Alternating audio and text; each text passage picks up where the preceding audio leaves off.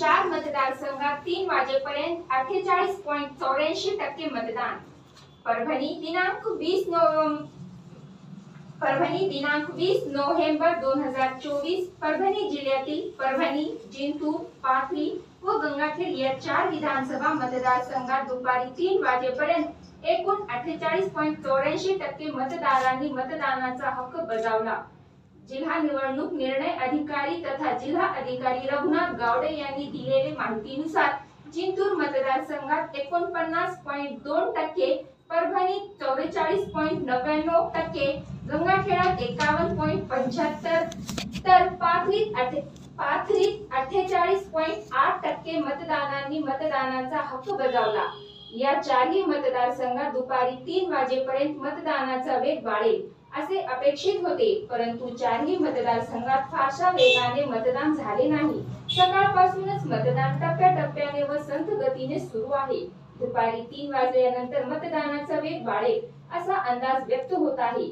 सकाळी 7 वाजता मतदानाच्या प्रक्रियेस प्रारंभ झाला, तेव्हा सर्वसामान्य मतदारांनी त्या भागातील केंद्रावर सहकुटुंब हजेरी लावली। निवडणूक आयोगाने किंवा राजकीय पक्षांनी दिलेल्या पोल चिठ्ठीच्या आधारे मतदार यादीतील क्रमांक व बूथ क्रमांक शोधून काढले। पाठोपाठ मोठ्या उत्साहाने मतदान केंद्रावर प्रवेश केला। त्यावेळी त्यांचे मतदान अधिकाऱ्यांनी स्वागत केले। मतदान अधिकाऱ्यांनी मतदार यादीतील मतदाराचा क्रमांक, छायाचित्राची, मतदाराकडील ओळखीच्या पुराव्याची खात्री केली। पाठोपाठ नोंद करीत स्वाक्षरी घेऊन बोटात शाई लावली। त्यानंतर मतदारांनी मतदानाचा पवित्र हक्क बजावण्यास सुरुवात केली। सकाळी 9 वाजेपर्यंत जिल्ह्यातील 4ही मतदारसंघात सर्वसाधारणपणे 6.59%, तर 11 वाजेपर्यंत 18.69%, दुपारी 1 वाजेपर्यंत 33.12% मतदारांनी मतदानाचा हक्क बजावला होता। सभी अस्सलाम वालेकुम। सभी भाइयों से गुजारिश है परभणी की कि अपने अपने घरों से निकले और ज़्यादा से ज़्यादा वोटिंग करें।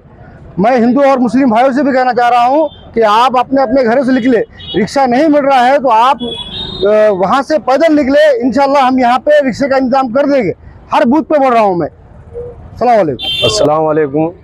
पूरे महाराष्ट्र के लोगों से मैं गुजारिश करता हूँ कि ये बदलाव करने का वक्त है। महाराष्ट्र के अंदर कुछ तो बदलाव होना, इसलिए ज़्यादा से ज़्यादा।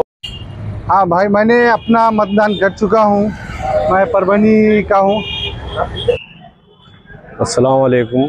मैं परभणी के लोगों से गुजारिश करता हूँ कि ज़्यादा से ज़्यादा तादाद में निकलकर अपने वोट का हक अदा कीजिए और अपने लेडीज़ जो भी लोग हैं, जेंट्स, लेडीज़। अस्सलाम वालेकुम रहमतुल्लाहि व बरकातहू।